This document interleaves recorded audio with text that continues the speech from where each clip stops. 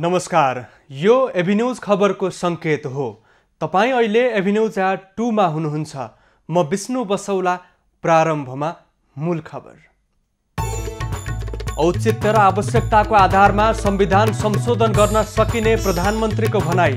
स्थिरता र स्थायित्वका नाममा संशोधन नरोकिने। कोरोना संक्रमणका कारण नेपालमा थप 3 जनाको मृत्यु।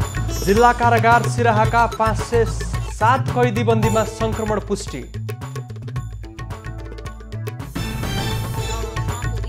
राष्ट्रसङ्घको 75औं महासभाको उच्च स्तरीय सत्र न्युयोर्कमा सुरु। प्रधानमन्त्री ओलीले सोमबार नेपालबाटै महासभालाई सम्बोधन गर्ने। समयमै मलबिउ नपाएपछि धनुषाका किसान निराश। समस्या समाधानमा तीनै तहका सरकार उदासीन देखिएको गुनासो।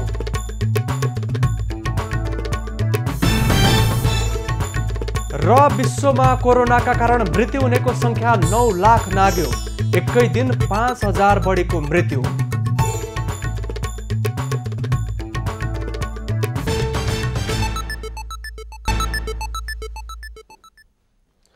अब खबरको सिलसिला प्रारम्भ गरौं। प्रधानमन्त्रीको भनाई सम्बन्धी प्रसङ्गबाट। प्रधानमन्त्री केपी ओलीले औचित्य र आवश्यकताको आधारमा संविधान संशोधन गर्न सकिने बताएका छन्। A treatise on the constitution of Nepal 2015 पुस्तक विमोचन कार्यक्रममा प्रधानमन्त्री ओलीले स्थिरता र स्थायित्वको नाममा संविधानको संशोधन नरोकिने बताएका छन्। व्यावहारिक रूपमा संविधान अपूर्ण रहेको देखिएमा संशोधन गर्न सकिने पनि उनको भनाइरहेको छ। जनताको आवश्यकता र समयको माग अनुसार परिवर्तनको गतिलाई अगाडि बढाउन पनि संशोधन आवश्यक पर्न सक्ने प्रधानमन्त्रीले बताएका छन्। राष्ट्रको रक्षा, जनताको रक्षा, राष्ट्रको सार्वभौमसत्ता, राष्ट्रको स्वाधीनता, राष्ट्रको भौगोलिक अखण्डता, त्यसको रक्षा गर्ने त्यो सामर्थ्य, त्यो दिशा समातेको हुनुपर्छ। त्यसो गर्दा त्यस मापदण्डबाट हेर्दाखेरि यो संविधान अत्यन्तै महत्त्वपूर्ण छ। 5औं संविधान दिवसको अघिल्लो दिन प्रधानमन्त्री ओलीले 646 पृष्ठको a treatise on the constitution of Nepal 2015 पुस्तक विमोचन गरेका हुन्। कोरोना संक्रमणको जोखिमलाई मध्यनजर गर्दै प्रधानमन्त्री निवासमा भएको पुस्तक विमोचनमा भौतिक दूरी कायम गरिएको थियो। नेपालमा कोरोना भाइरसको संक्रमणबाट थप 3 जनाको मृत्यु भएको छ। ललितपुर, नवलपुर र सर्लाहीमा थप 1 जनाको मृत्यु भएको छ। ललितपुरको 66 वर्षीय महिलाको भक्तपुरको क्यान्सर अस्पतालमा उपचारको क्रममा ज्यान गएको छ। त्यस्तै चितवनको भरतपुर अस्पतालमा पनि कोरोना संक्रमित पुरुषको मृत्यु भएको छ। सर्लाहीको हरिपुर गाउँपालिकाका 55 वर्षका पुरुषको उपचारको क्रममा मृत्यु भएको अस्पतालले जनाएको छ। केही समयदेखि दुवै मृगौलाले काम गर्न छाडेपछि उनको नियमित डायलासिस हुँदै आएको थियो। खोकी र श्वास प्रश्वासमा समस्या देखिएपछि उनलाई भदौ 18 गते अस्पताल भर्ना गरिएको थियो। त्यसैगरी चितवन मेडिकल कलेजमा नवलपुरको देवचुली नगरपालिका 11 का 31 वर्षका पुरुषको पनि उपचारका क्रममा गैराती मृत्यु भएको छ। उनमा भदौ 26 गते कोरोना संक्रमण पुष्टि भएको थियो। जिल्ला कारागार सिराहामा कोरोना संक्रमणको केन्द्र बनेको छ। कारागारमा रहेका 597 मध्ये 507 जनामा संक्रमण देखिएको छ। जेलर बबिता महतोका अनुसार अहिलेसम्म 18 महिला, 2 आश्रित बालबालिका र 487 पुरुषमा संक्रमण पुष्टि भएको छ। जिल्ला प्रहरी कार्यालयबाट पूर्वपक्षको लागि कारागार पुर्याइएका व्यक्तिबाट जेलमा कोरोना फैलिएको अनुमान गरिएको छ। प्रहरीले पठाएका 5 मध्ये 4 जना जेल पुगेपछि कोरोनाको संक्रमण देखिएको थियो। त्यसपछि जेलमा रहेका सबैको परीक्षण गर्दा मंगलबार 148 र बुधबार 259 जनामा संक्रमण देखिएको छ। कारागारको सुरक्षामा खटिएका सुरक्षाकर्मी र कर्मचारीमा संक्रमण देखिएको छैन। जोखिम बढेसँगै कारागारमा कैदीबन्दीलाई व्यवस्थापन गर्न समस्या देखिएको छ।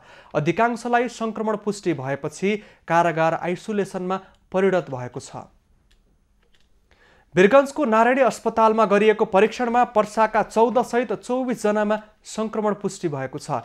वीरगञ्ज महानगरपालिकाका 3 जना, कालिकामाईका 5 जना, पर्सागढीका 5 र सखुवा प्रसौनीका 1 जनामा संक्रमण देखिएको छ। बाराको कोल्बीका 3, महागढीमाईका 2 र जितपुर सिमराका 1 जनामा संक्रमण देखिएको छ। रौतहटको गढीमाईका 2, माधव नारायणका 1 र इलाका प्रहरी कार्यालय गरुडाका 1 जनामा संक्रमण पुष्टि भएको छ।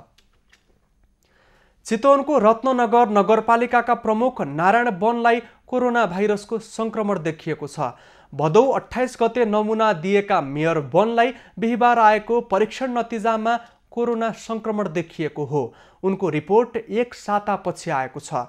काठमाडौँबाट फर्किएका प्रमुख वनले कोरोनासँग मिल्दोजुल्दो सामान्य लक्षण देखा परेपछि गत भदौ 28 गते नमुना परीक्षणका लागि दिएका थिए। उनको स्वास्थ्य अवस्था भने सामान्य रहेको छ। उनी घरमै आइसोलेसनमा बसेका छन्।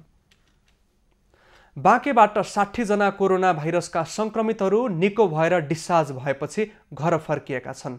स्वास्थ्य कार्यालय बाँकेका अनुसार 19 महिला र 41 पुरुष गरी 60 जना कोरोना मुक्त भएका हुन्। संक्रमण मुक्त हुनेहरू भदौ 18 गते कोरोना संक्रमण देखिएपछि आइसोलेसनमा बसेका थिए। यो सँगै बाँकेमा कोरोना संक्रमण मुक्त हुनेको संख्या 1192 पुगेको छ। बाँकेका विभिन्न आइसोलेसन केन्द्रमा 338 जनामा संक्रमण देखिएपछि उपचार गराइरहेका छन्। बाँकेमा हालसम्म 1546 जनामा संक्रमण पुष्टि भएको छ। 8 जनाको कोरोनाका कारण मृत्यु भएको छ। राष्ट्रसङ्घको 75औं महासभाको उच्चस्तरीय सत्र अमेरिकाको न्युयोर्कमा आजबाट सुरु भएको छ। महासभामा प्रधानमन्त्री केपी ओली नेतृत्वको नेपाली प्रतिनिधि मण्डलले पनि अप्रत्यक्ष रूपमा सहभागिता जनाउने भएको छ। महासभालाई प्रधानमन्त्री ओलीले आगामी सोमबार नेपालबाटै सम्बोधन गर्ने कार्यक्रम रहेको परराष्ट्र मन्त्रालयले जानकारी गराएको छ। साथै प्रधानमन्त्री ओलीले भोलि शनिबार दिगो विकास लक्ष्य 2020 र असोज 14 गते जैविक विविधता सम्मेलनलाई पनि सम्बोधन गर्ने कार्यक्रम रहेको मन्त्रालयले जनाएको छ। परराष्ट्र मन्त्री प्रदीप ग्यावालीले आणविक अस्त्रहरूको पूर्ण उन्मूलन सम्बन्धी अन्तर्राष्ट्रिय दिवसको अवसरमा आयोजना हुने बैठक र अल्पविकसित राष्ट्र र भूपरिवेष्टित विकासोन्मुख राष्ट्रको मन्त्री स्तरीय बैठकलाई पनि सम्बोधन गर्ने कार्यक्रम रहेको छ। महासभाकै समयमा हुँदै आएको सार्क मन्त्री परिषदको भर्चुअल बैठक नेपालले यही असोज 8 गते आयोजना गर्दैछ। महासभा अन्तर्गतका उच्चस्तरीय सत्रहरू पनि आजैदेखि प्रारम्भ भएका छन्। यो वर्षको महासभाको कोरोना भाइरसको सामना लगायतका विषय प्राथमिकता रहेको छ। भारतबाट खरिद गरिएको नेपालको 2वटा इलेक्ट्रोनिक रेल जयनगर आइपुगेको छ। जनकपुर जयनगर खण्डमा सञ्चालन गर्न ल्याइएका यी 2 रेल केही बेरमा जनकपुर आइपुग्ने बताइएकोमा जनकपुर आइपुगेको जानकारी रेल विभागले दिएको छ। नेपालको जनकपुर हुँदै भारतको जयनगर खण्डमा गुड्ने रेल नेपालको राष्ट्रिय झण्डा रातो र नीलो रङमा तयार पारिएको छ। रेल भारत सरकारले रेलवे विभागलाई हस्तान्तरण गर्ने कार्यक्रम छ। परीक्षण पश्चात विधिवत सञ्चालन नहुन्जेल रेललाई जयनगरमै राखिने रेलवे विभागले जनाएको छ। ब्रोडगेज रेलखण्ड तयार भए पनि रेल नहुँदा सेवा सुचारू हुन सकेको थिएन। यसअघि रहेको न्यारो गेजलाई हटाएर भारतको सहयोगमा जयनगर जनकपुर कुर्थासम्म ब्रोडगेज रेलमार्ग निर्माण गरिएको छ। 2 वर्ष अघि नै जनकपुर जयनगर रेल सञ्चालनको लागि तयारी सरकारले गरेको थियो। 5वटा डिब्बा सहितको यो रेलमा एक पटकमा 1300 जनाले यात्रा गर्न सक्नेछन्। विभागले भ्याट बाहेक 86 करोडमा 2वटा रेल भारतीय कम्पनीबाट खरिद गरेको छ। सत्तारूढ नेकपाको सचिवालय बैठक स्थगित भएको छ। आजको लागि बोलाइएको बैठक तयारी पूरा नभएको भन्दै आइतबारसम्मको लागि स्थगित गरिएको छ। बैठक बिहान 11 बजे पूर्व माओवादीको पार्टी कार्यालय पेरिस डाँडा कोटेश्वरमा बस्ने गरी तय भएको थियो। भदौ 26 गते सम्पन्न स्थायी समिति बैठकले सरकार, पार्टी संगठन, पार्टीको महाधिवेशन, सीमा विवाद, एमसीसी अध्यक्षद्वयको कार्यविभाजन, कोरोना नियन्त्रण तथा रोकथाम लगायतका विषयमा निर्णय गरेको थियो। तिनै निर्णय कार्यान्वयनका लागि विविध विषयमा छलफल गर्नको लागि सचिवालय बैठक बोलाइएको थियो। मन्त्रीमण्डल पुनर्गठन पनि छलफलको एजेन्डा रहेको छ। सरकारका काम प्रभावकारी बनाउनको लागि मन्त्री परिषद पुनर्गठन गर्ने प्रस्ताव स्थायी समितिले पारित गरेकाले नेकपाले सोही विषयमा सचिवालयमा विस्तृत छलफल गर्न लागेको छ। नेपाली कांग्रेसका नेता प्रकाशमान सिंहले नेकपा संविधानको मर्म विपरीत केन्द्रीकृत प्रणालीबाट अघि बढेको आरोप लगाएका छन्। सर्वोच्च कमान्डर गणेशमान सिंहको स्मृति दिवसमा आयोजना गरिएको कार्यक्रममा नेता सिंहले स्थानीय र प्रदेश सरकारहरू पनि उनीहरूलाई काम गर्न सत्तारूढ दलले बाधा पुर्याइरहेको उनले आरोप लगाएका छन्। जनताहरू कोरोना महामारीको चपेटामा रहे पनि सरकारले उनीहरूलाई सुरक्षित महसुस गराउन नसकेको उनको भनाइरहेको छ। 2046 सालको जनआन्दोलनका सर्वोच्च कमान्डर गणेशमान सिंहको 23औं स्मृति दिवस विभिन्न कार्यक्रम गरी मनाइँदैछ। विक्रम सम्वत 1972 कार्तिक 24 गते काठमाडौँको क्षेत्रपाटीमा जन्मिएका नेता सिंहको 2054 साल असोज 2 गते निधन भएको थियो। गणेशमान सिंहले 1997 सालमा स्थापना भएको नेपालको पहिलो राजनैतिक पार्टी प्रजा परिषदको सदस्य भई राणा शासन हटाउने अभियानमा आफूलाई सक्रिय बनाएका थिए। समयमै मल र बिउ नपाएपछि तराईका किसानले यो वर्ष राम्रो उत्पादन हुने आशा त्यागेका छन्। किसानका समस्या समाधान गर्न तीनवटै तहका सरकार उदासीन देखिएको धनुषाका किसानले गुनासो गरेका छन्। धनुषा जिल्लाको शहीद नगरपालिकामा छु। अहिले म खेतमै पुगेको छु। यहाँ चाहिँ देख्न सक्नुहुन्छ दर्शकबिन, धान खेत रहेछ र यहाँ चाहिँ धानहरू चाहिँ फुट्न थालेका छन्।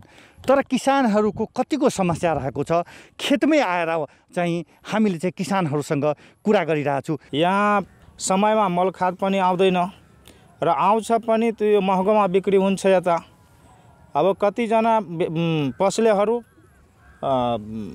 यो बोर्डर साइडबाट ल्याएर इन्डियाबाट ल्याएर बिक्री गर्छ, त्यो पनि महँगोमा बिक्री हुन्छ। यहाँ प्राकृतिक रूपमा कहिले काहीँ वर्षा हुन्छ, कहिले हुँदैन। बाली लगाएको हुन्छ, खेतमा पानी हुँदैन, त्यसले गर्दा पनि जान्छ, हाम्रो पसलै नाश हुन्छ हाल्छ। अर्को छ जुन कृत्रिम समस्या छ, जुन सरकारले त्यसलाई निवारण गर्नुपर्ने, समयमा खाद दिनुपर्ने, समयमा बिउ बिजन दिनु पर्यो। किसानहरू चाहिँ निकै निराश रहेका छन्। अन्नको भण्डारको रूपमा तराईलाई लिने गरिन्छ। तर यो अन्नको भण्डार एकातिर चाहिँ मरुभूमि भइरहेका छन्। अब खाद महँगो, समयमा नपाउनु, त्यो त छँदैछ। र सबभन्दा योभन्दा पनि मैले ठुलो समस्या के देखेको कि खाद दिएर उत्पादन हामी बढाउँछौँ, प्रोडक्ट बढाउँछौँ, तर यहाँ के देखिन्छ कि हाम्रो माटो चाहिँ परीक्षण छैन र भविष्यको सन्ततिलाई भोलि यस्तो नहोस् कि हाम्रो यो जग्गा मरुभूमि होस्। सङ्घीय सरकारले कहिले पनि कृषिलाई महत्त्व दिएन र किसानलाई कहिले पनि महत्त्व दिएन। रासायनिक मलको यसपालि चरम अभावको कारणले गर्दाखेरि किसानहरू मार्कामा छन्। मलाई लाग्छ रासायनिक मल यदि समयमा किसानहरूले पाए भने यसपालि धानको उत्पादनमा वृद्धि हुन्थ्यो। अर्कोतर्फ चाहिँ सिँचाइ छैनन्, समयमा चाहिँ यहाँ चाहिँ मानिसहरू उब्जनी गरिरहेका छन्, तर जुन रूपमा उत्पादन हुनुपर्ने त्यो भइरहेको छैन। एबी न्युज खबरका लागि सुजित कुमार झा, जनकपुर धाम।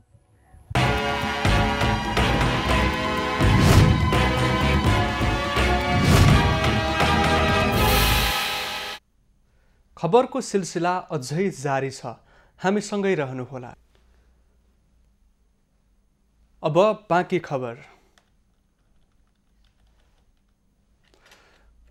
खोटाङ जिल्लाकै सबैभन्दा ठुलो र व्यवस्थित रङ्गाशाला निर्माण अन्तिम चरणमा पुगेको छ। दिक्तेल रूपाकोट मजुवागढी नगरपालिका 14 बुइपामा आधुनिक रङ्गाशाला निर्माण गरिएको हो।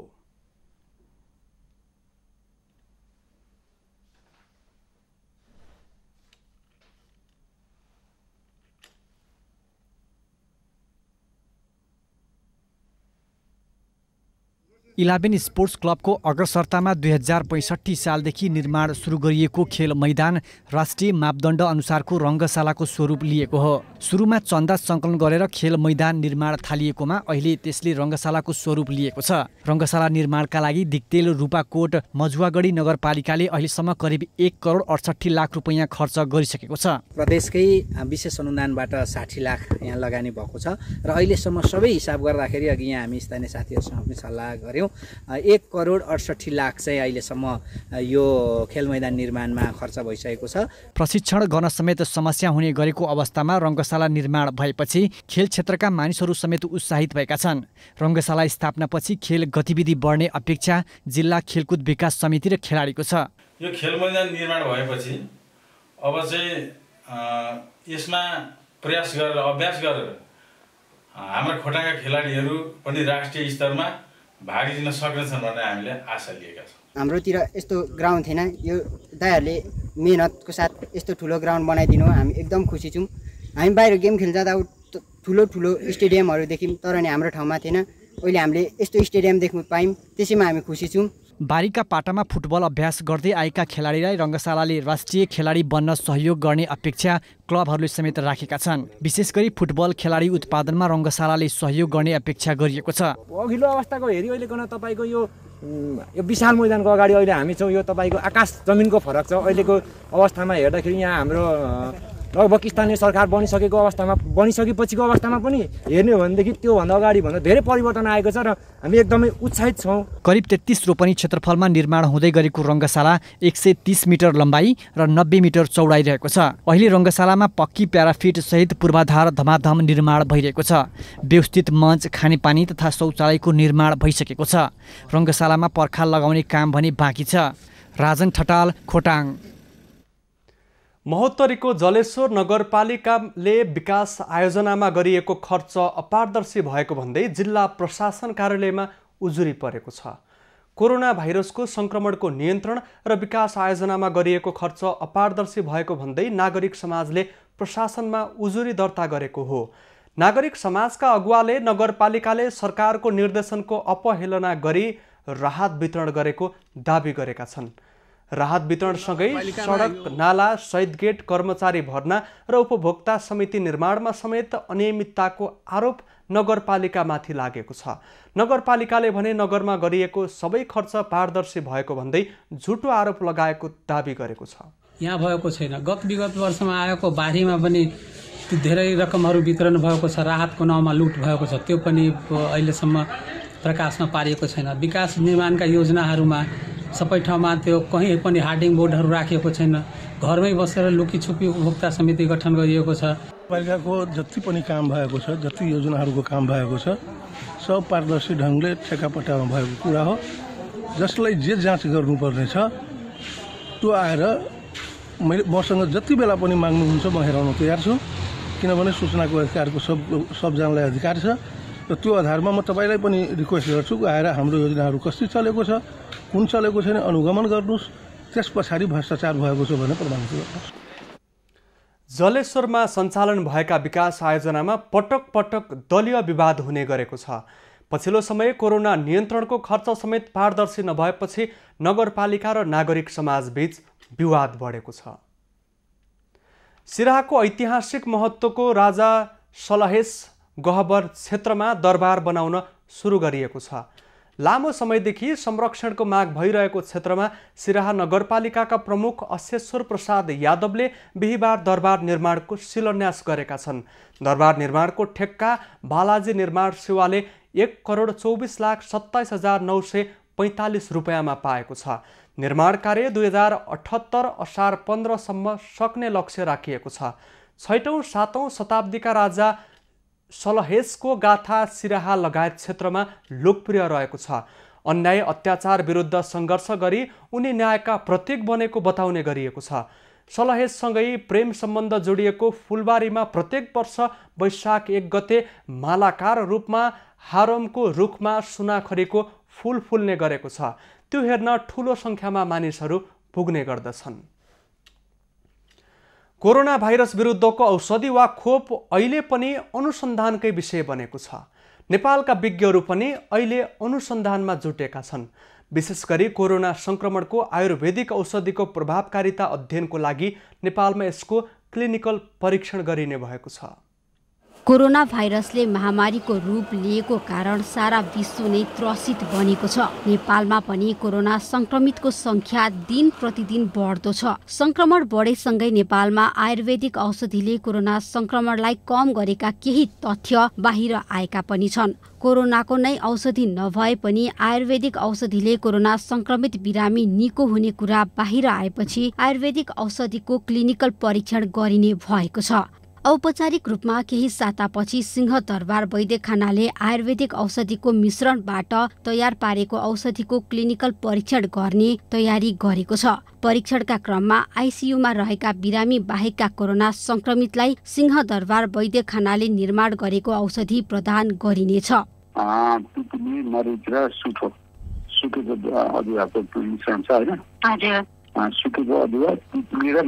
त्यो तीनटा चाहिँ बराबर मात्रामा बनाएर 2 ग्राम बनाइन्छ अनि बेसी मजुको 10 ग्राम बनाइन्छ। त्यो सेन्टरमा चाहिँ माइल्ड टु मोडरेट सिरियस बिरामीलाई पनि माइल्ड टु मोडरेट पेसेन्टलाई ज्वरो आउने खोकी लाग्ने लगायतको लक्षण भएका बिरामीलाई कोरोना पोजिटिभ बिरामी दिन्छ होइन। कोरोना संक्रमितको उपचार गर्दै आएको कीर्तिपुरको राष्ट्रिय आयुर्वेदिक अनुसन्धान तथा तालिम केन्द्रमा संक्रमितलाई आयुर्वेदिक औषधि नै दिँदै आएको बताइन्छ, जसको नतिजा अन्य अस्पतालमा उपचार गराइरहेका बिरामीको तुलनामा बढी प्रभावकारी भएको आयुर्वेदिक अनुसन्धान तथा तालिम केन्द्रको दावी छ। अब ओभरअल यो हिसाबले हेर्दाखेरि अहिलेको सक्सेस रेट भनेको 81.76% देखिन्छ, करिब 80% एभोभै देखिन्छ होइन। अब यो चाहिँ अनुसन्धानको विषय अझै छँदैछ। अब यो कुरालाई अब सम्बन्धित ठाउँबाट सम्बन्धित निकायबाट कुरा आयो भने यसलाई अझ बढी यसको अनुसन्धान गर्ने जुन दायरा छ त्यसलाई अझ फराकिलो गर्नुपर्ने।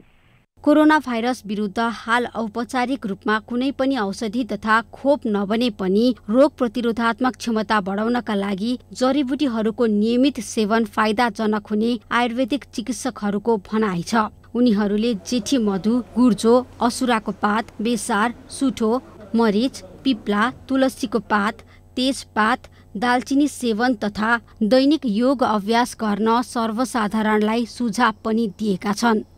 एभी न्यूज खबरका लागि त्रिकुडा भट्टराई बस्नेत, काठमाडौँ। भारतसँग सिमानाका जोडिएको जिल्ला बैतडीमा पीसीआर प्रयोगशाला स्थापना गरिएको छ।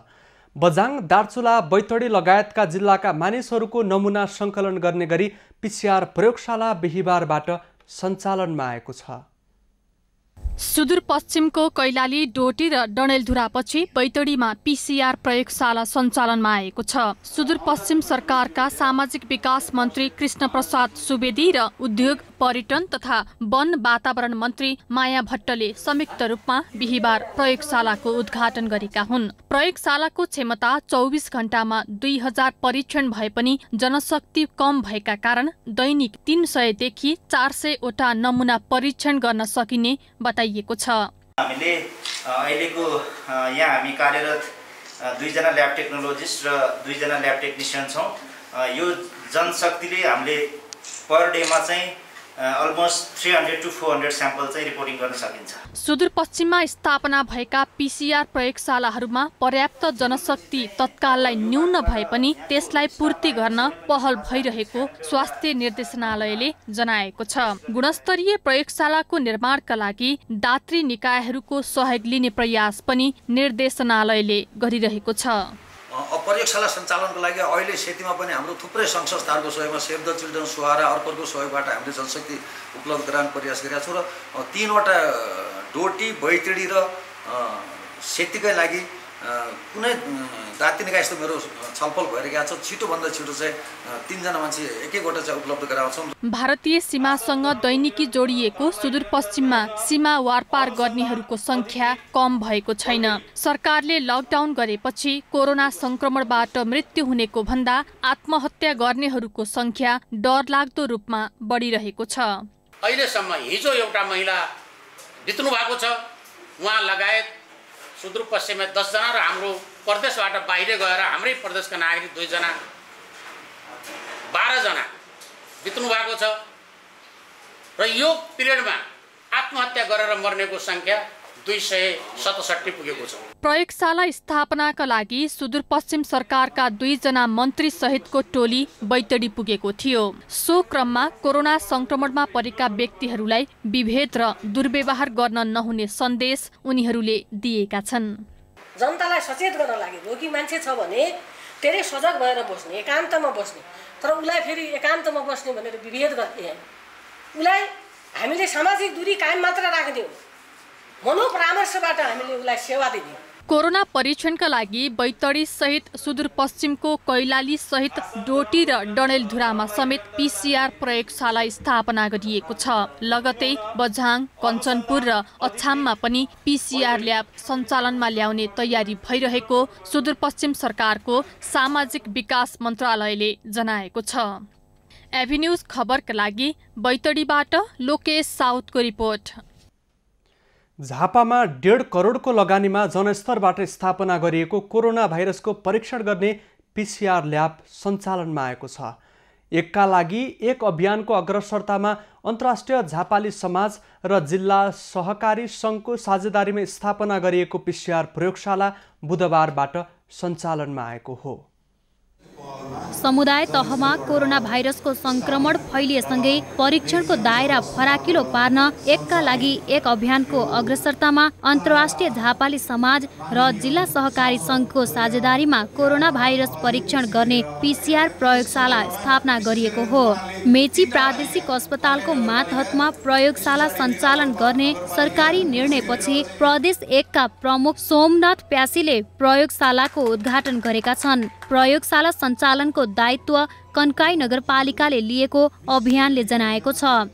यसको सम्पूर्ण यो व्यवस्थापन तथा समन्वयको लागि कन्काई नगरपालिकाले समन्वय गरेर अन्य झापा जिल्लाका नगरपालिका तथा गाउँपालिकाबाट यसको कर्मचारी व्यवस्थापनको लागि सपोर्ट रहेको छ। परीक्षण प्रयोगशाला स्थापना गर्न अन्तर्राष्ट्रिय झापाली समाज, झापा जिल्ला सहकारी सङ्घ, विदेशमा रहेका नेपाली र 100 बढी सङ्घ संस्था लगायतले सहयोग गरेका छन्। स्थापना गरेको ल्याबले परीक्षणमा सहजता प्रदान गर्ने विश्वास साझेदारी संस्थाले लिएको छ। चारै सरकारले पनि लकडाउन खुकुलो पार्दै गइराखेको छ। आर्थिक क्रियाकलापलाई चाहिँ अब अगाडि बढाउनुपर्छ भन्ने सन्दर्भमा सरकार पनि समाज पनि अगाडि बढिरहेको सन्दर्भमा हरेक कुरामा पीसीआर रिपोर्ट चाहिँ अहिले अनिवार्य छ। कुनै एउटा व्यक्ति विदेश जानु पर्यो भने पनि उसले आफ्नो पीसीआर रिपोर्ट प्रस्तुत गर्नुपर्ने। अब नियमित ढङ्गले यसका स्वरूपहरू परिवर्तन हुँदै जाने रहेछन्। त्यसकारण यसको उपादेयता चाहिँ हिजो एउटा ढङ्गको थियो, आज फेरि फरक ढङ्गले अर्को किसिमले आइ नै राखेको छ। झापामा मेची प्रादेशिक अस्पतालमा पनि एउटा परीक्षण प्रयोगशाला स्थापना गरिएको छ। मेची प्रादेशिक अस्पतालकै मातहतमा रहने यो ख वर्गको प्रयोगशालाका लागि आवश्यक जनशक्तिको व्यवस्थापन भए दुवै प्रयोगशाला सञ्चालन गर्न सकिने चिकित्सकहरू बताउँछन्। वास्तवमा यो दुईटा हाम्रो भएकोमा खुसीको कुरा हो, तर यस्तो जिम्मेवारी रिस्पोन्सिबिलिटी पाउने एकदम चुनौतीपूर्ण जिम्मेवारी छ। दुईटा ल्याबलाई चलाउनलाई जनशक्तिको व्यवस्थापन र जुन बेला बेलामा हाम्रो आरएनए एक्सट्रेक्सन किट र पीसीआर एजेन्टहरू र अरू अननेसेसरी सामानहरू अलि महँगो सामान छ, यसलाई पुर्याउनलाई बेला बेला हामीले निरन्तरता दिनलाई एउटा चुनौतीपूर्ण त हो, तर त्यसमा सबैको साथ चाहिन्छ। पछिल्लो समय जिल्लामा समुदाय स्तरमै कोरोना संक्रमण फैलिरहेको छ। जिल्लामा 2वटा परीक्षण प्रयोगशाला सञ्चालनमा आएपछि कोरोना भाइरसको परीक्षण सहज हुने अनुमान गरिएको छ। सन्तोष नेउपाने, झापा। कोरोना कहरका कारण 6 महिनादेखि व्यवसाय बन्द गर्नुपर्दा करोडौँको नोक्सानी बेहोर्नु परेको गुनासो इटहरीका व्यवसायीले गरेका छन्। होटल व्यवसायी सङ्घले गरेको कार्यक्रममा उनीहरूले भाडा र बैंकको ब्याज समेत तिर्न नसक्ने अवस्था आएको बताएका हुन्। पूर्वाञ्चलका व्यवसायीहरूले होटेल बन्द गर्दा कोरोना बन्द हुन्छ भन्ने मानसिकताको अन्त्य गर्दै अब होटेल व्यवसायलाई निरन्तरता दिने भएका छन्। सरकारले असोज 1 गतेदेखि होटेल व्यवसाय सञ्चालन खुकुलो बनाउने निर्णय गरेपछि व्यवसायीहरू पनि त्यसको तयारीमा जुटेका हुन्। घरमै होटेल चलाउने व्यवसायीहरूलाई बैंक ब्याज कसरी तिर्ने भन्ने चिन्ता छ। घर भाडामा लिएर व्यवसाय गर्नेहरू थप मारमा रहेका छन्।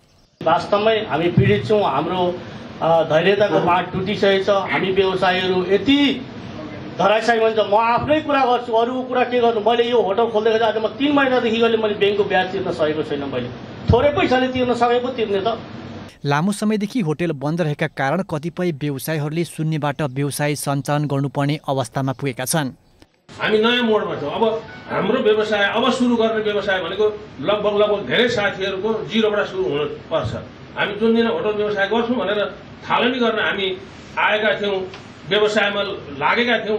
आज त्यही अवस्था आइसकेको छ। अब यो लकडाउन खुलेपछि व्यवसाय गर्नु भनेको हामीले जिरोबाट गर्नुपर्ने हुन्छ। कोरोनाका कारण सबै व्यवसाय ठप्प हुँदा राजस्वमा समेत ठूलो प्रभाव परेको प्रदेश 1 सरकारले जनाएको छ। साउन र भदौमा मात्र इटहरीमा 6 करोड राजस्व उठ्नुपर्नेमा 6000 पनि नउठेको प्रदेश सरकारका प्रतिवेदनको भनाइ छ। साउन र भदौ हिसाब गर्दा कम्तीमा 6 करोड त उठ्नु पर्थ्यो। इटहरीको कुरा गर्ने हो भने 6 लाख पनि उठेको छैन। प्रदेशको महत्त्वपूर्ण आम्दानीको रूपमा रहेको यातायात व्यवस्था कारण मालपोत कार्यालय अहिले 50 करोड रुपियाँ उठ्नु पर्थ्यो, 50,000 उठेको छैन। प्रदेशको महत्त्वपूर्ण कार्यालय मालपोत र यातायातबाट 50 करोड उठ्ने गरेकोमा यो पनि उठ्न सकेको छैन। सरकारले नेपाल भ्रमण वर्ष 2020 घोषणा गरेपछि होटल व्यवसायमा ठूलो लगानी गरेको व्यवसायी अहिले सबैभन्दा ठूलो मारमा छन्। रोगले भन्दा भोकले मर्नुपर्ने अवस्था आउँदा पनि सरकारले सुनवाई नगरेको उनीहरूको गुनासो छ। सुनसरी ब्युरोको रिपोर्ट। लकडाउनको अवधि थपिँदै जाँदा बारामा वन र वन्यजन्तु सुरक्षामा चुनौती थपिएको छ। लकडाउनको मौका छोपी वन र वन्यजन्तु तस्करी गर्नेहरूको सक्रियता बढेसँगै सुरक्षामा चुनौती थपिएको हो। पछिल्लो समय बारामा वन र वन्यजन्तु तस्करीका घटना बढ्न थालेपछि डिभिजन वन कार्यालय सिमराले वन गस्तीमा सक्रियता बढाएको छ। लकडाउनको मौका छोपेर घरेलु हतियार सहित वन र वन्यजन्तु तस्करीमा संलग्न 40 जनालाई डिभिजन वन कार्यालय बाराले पक्राउ गरेर 23 वटा मुद्दा दायर गरेको छ।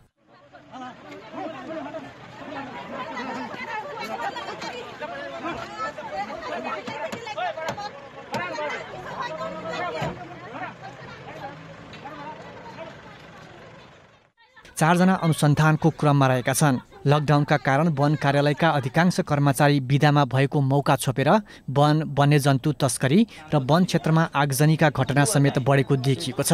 अहिले लकडाउनले प्रत्यक्ष असर वन क्षेत्रमा देखिएको छ। गस्तीमा हिँडेका वन रक्षकहरूलाई कोरोना संक्रमणबाट बचेर काम गर्नुपर्ने समेत चुनौतीपूर्ण देखिएको छ। विभिन्न कामबाट फर्केर गाउँमा बसेको मान्छेहरू तपाईको मान्छे कोही पेसोगर छन् भने कोही त्योसँग हिँडेका साथी भएर जाउँ भनेर के छ केही काम छैन भनेर जाउने हिसाबमा चाहिँ जङ्गलमा चाहिँ बढी चाहिँ आतंक, जङ्गलमा बढी चाहिँ प्रेसर, चोरको चाहिँ प्रेसर भएको असर देखिएको छ। आफूहरू सुरक्षित भएर साबिकभन्दा बढी काम गर्नुपर्ने दोहोरो पीडामा वन रक्षकहरू रहेका छन्। डिभिजन वन कार्यालय बाराले लकडाउन अवधिमा मात्र 30 लाख बराबरको काठ बरामद गरेको छ। लकडाउनको अवस्थामा मान्छे चाहिँ आफ्नो ज्यान बचाएर घरै बसिरहेको, काम नगरेको अवस्थामा हाम्रो वन कर्मचारी चाहिँ हामी सबै ठाउँमा हामी तैनात छौँ। हाम्रो 8वटा सब डिभिजन छ, 4वटा पोस्ट छ। सबै ठाउँमा कर्मचारी तैनात गरेर हामीले चाहिँ प्रत्येक पोस्ट र सब डिभिजनबाट हामीले निगरानी बढाएका छौँ। कोरोना संक्रमणको समयमा बाराको निजगढ, कोहलबी, ककडी, मधुवन र टाङ्गिया बस्ती लगायतका स्थानबाट 1059 क्युफिट काठ बरामद भएको हो। वन क्षेत्रभित्र भएको घना बस्ती र चौतर्फी रूपमा खोलिएका बाटाघाटाका कारण निर्माणाधीन निजगढ अन्तर्राष्ट्रिय विमानस्थल र आसपासका वन क्षेत्रमा पछिल्लो समय सबैभन्दा बढी तस्करी हुने गरेको छ। वन तस्करलाई प्रत्यक्ष र अप्रत्यक्ष रूपमा सहयोग गर्नेमा अधिकांश स्थानीय नै रहेको वन सरोकारवालाहरूको भनाइ छ। सरकारले लकडाउन र निषेधाज्ञा लागू गरे पनि अधिकांश कर्मचारी बिदामा भएको मौका छोपेर वन वन्यजन्तु तस्करी र वन क्षेत्रमा आगजनीका घटना समेत बढेको छ।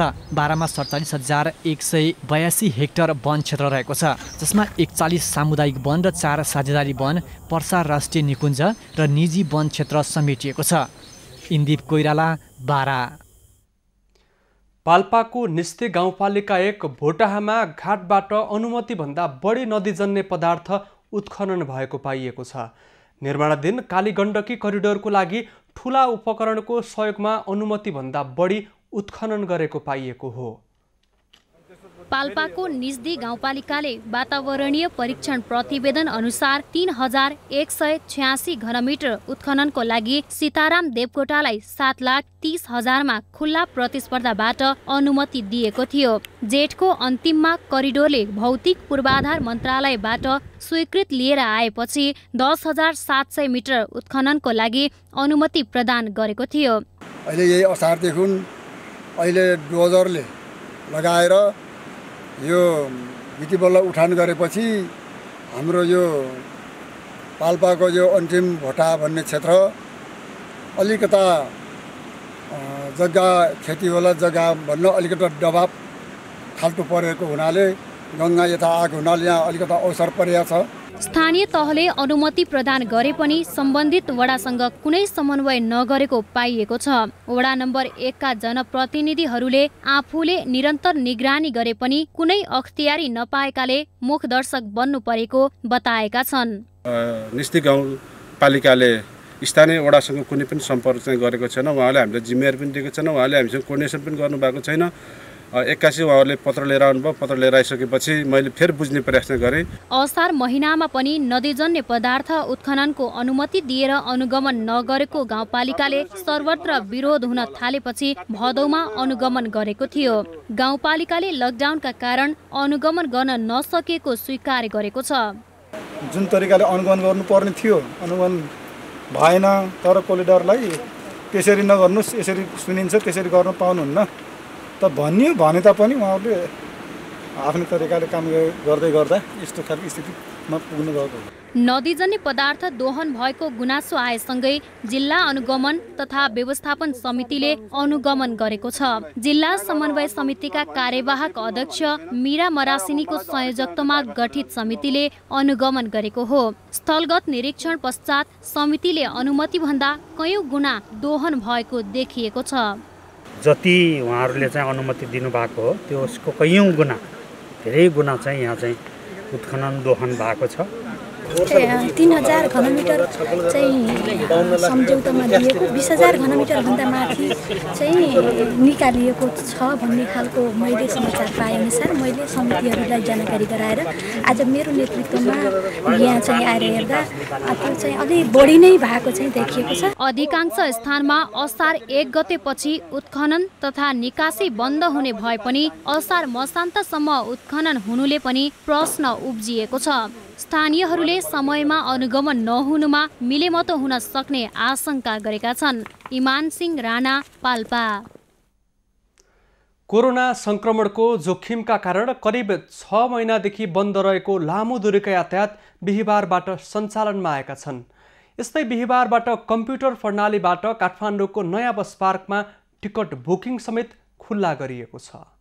कोरोना महामारीको जोखिमका बीच बिहिबारबाट सबै प्रकारका सार्वजनिक यातायात सञ्चालनमा आएका छन्। करिब 6 महिना बन्द रहेको लामो दूरीका यातायात समेत सञ्चालनमा आएको छ। त्यसैले आज काठमाडौँको गङ्गबु स्थित नयाँ बस पार्कमा बिहानैदेखि चहल पहल देखिएको छ। यात्रुको चहल पहल सुरु भएसँगै नयाँ बस पार्क क्षेत्र वरिपरि निसंक्रमण गर्ने काम भएको छ। यात्रुहरूको सुरक्षालाई ध्यान दिँदै बसभित्र समेत औषधि छर्किएको छ। नयाँ बस पार्क सञ्चालनको जिम्मा पाएको ल्याहोत्से बहुउद्देश्य प्रणालीले यात्रुको सुरक्षालाई ध्यान दिँदै बस पार्क क्षेत्रमा भौतिक दूरी कायम गर्न मार्किङ गर्ने, रेलिङ राख्ने तथा विद्युतीय प्रणाली मार्फत टिकट बुकिङ गर्न सक्ने व्यवस्था पनि गरेको छ। कोरोनाको जोखिमलाई अवसरको रूपमा लिँदै बिहिबारबाट विद्युतीय प्रणाली मार्फत टिकट बुकिङ गर्न सक्ने व्यवस्था गरिएको छ।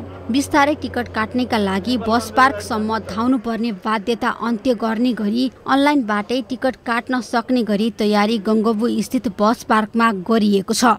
नयाँ बस पार्कबाट अब के गर्दैछ अहिले डिजिटल प्रणालीलाई अनलाइन, हाम्रो टार्गेट अनलाइन बनाउने हो। जसको अनलाइन बनाउँदा बस पार्कमा रहेका सङ्घसँग समन्वय गरेर उहाँहरूको गाडी, उहाँहरू व्यवसायहरूको गाडी, त्यो एउटा गाडी होस् या 100वटा गाडी होस्, त्यसको जिम्मेवारी लोसले म्यानेजमेन्ट लिइसकेपछि सरकारले नीतिगत रूपमा यहाँका व्यवसायिक गाडी टिकट काटेर जान पाउनुपर्छ भनिसकेपछि हामीलाई दिएको जिम्मेवारी त हामीले त गर्नु पर्यो। हजुरको योभन्दा अगाडि भएको थिएन। अब यो कोभिड-19ले त्यो अवसर जुड्यो। हजुरको जुट्दै गर्दा अहिले हामीले के गर्छ सबलाई अफलाइन गरेका छौँ हजुरको, किनभने हामीले त सुरुमा डाटा लिनु पर्ने सबै गाडीको। अब भोलि उहाँहरूले कहाँबाट चलाउनु भएको छ त्यो डाटा हामीले इन्ट्री गरिसकेपछि त्यसपछि हामी अनलाइनमा दिन्छौँ हजुरको। त्यसपछि यहाँ बसबाट आइराख्नु पर्दैन हजुरको।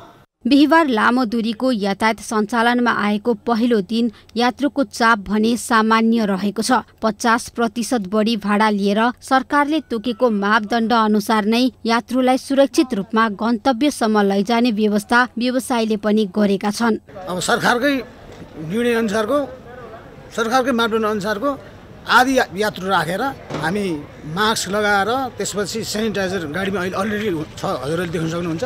हामी पुरा गरेर हामी कसरी सुरक्षित भइन्छ भनेर यात्रुले पनि हामीले भनेर यसरी गर्नुहोस् यसरी भनेर हामी एकदम सरकारको मापदण्ड अनुसारको हामी यात्रुलाई राखेर हामी गन्तव्यसम्म पुर्याउँछौँ। काठमाडौँको गौशाला, कोटेश्वर, कलङ्की, गङ्गोबु, बल्खु लगायतका क्षेत्रबाट लामो दूरीका सवारी साधन विभिन्न जिल्लामा जाने गरेका छन्। ती क्षेत्रमा पनि बिहिबारदेखि मानिसहरूको चहल पहल बढेको देखिन्छ। 6 महिनादेखि बन्द लामो दूरीका सार्वजनिक सवारी साधन बिहिबारबाट सञ्चालनमा आए पनि बुटवलमा भने अझै चल्न सकेका छैनन्। सङ्घीय सरकार, प्रदेश सरकार र स्थानीय सरकार बीच तालमेल र समन्वय हुन नसक्दा यातायातका साधन सञ्चालन हुन नसकेको हो। सङ्घीय सरकारले लामो र छोटो दूरीका सवारी साधन सञ्चालन हुने निर्णय गरे पनि रूपन्देहीमा असोज 4 गतेसम्म स्थानीय प्रशासनले निषेधाज्ञा जारी गरेकाले सार्वजनिक यातायात सञ्चालनमा नआएका हुन्। बिहिबारदेखि बस सञ्चालन हुन्छ भनेर बुटवल बस पार पुगेका चालक प्रशासनले स्पष्ट निर्देशन नदिँदा भएका कारण अलमलमा परेका थिए। बिहिबार यात्रु पनि बस पार्क पुगेनन्। गाडी चलाउने त परिस्थितिमा त आएको अब त यहाँ गाउँ समुदायको कोही आयो देखिन, त्यही भएर चाहिँ हामी अलमल्ल परिरहेको छौँ। खाली गाडी चाहिँ लिएर गएर पनि अब कहाँ लाने, अब चाहिँ तेलको खर्च पनि दिनु पर्यो, ड्राइभर स्टाफलाई पनि दिनु पर्यो, सबैलाई गर्नु पर्यो। पश्चिम नेपाल बस व्यवसायी समिति बुटवल अन्तर्गत मात्र दैनिक करिब 1000 बढी बस सञ्चालन हुने बस पार्क बिहिबार पनि सुनसान थियो। विश्वकर्मा पूजा भएकाले 6 महिनादेखि बस पार्कमा थन्किएको बसहरूको पूजा गर्न बुटवल बस पार्क आइपुगेका चालक र गाडी धनीहरू लामो समयको लकडाउनले निकै समस्या परेको बताए। सबै समस्याका कुरा भए। अब गाडी ख्याल लाग्ने, टायर माटोमा गल्ने सम्पूर्ण अवस्था त भयो, तर पनि राज्यले अझै पनि कुनै पनि ठोस निर्णयसम्म नगरिदिँदाखेरि गाह्रो परिस्थिति छ। अझै पनि कसरी सञ्चालन गर्ने भन्ने चाहिँ अझै कसैको निर्णय नै छैन।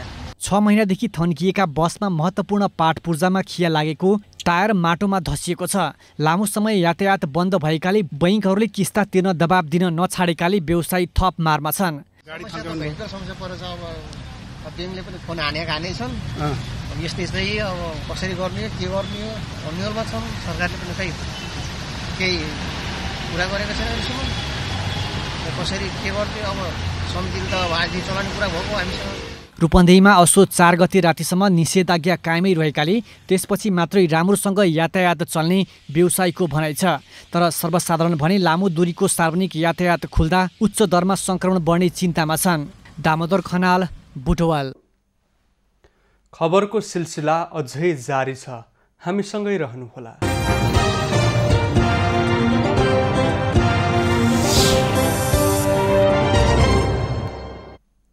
यति बेला देशभर मौसम सामान्य रही प्रदेश 5 गण्डकी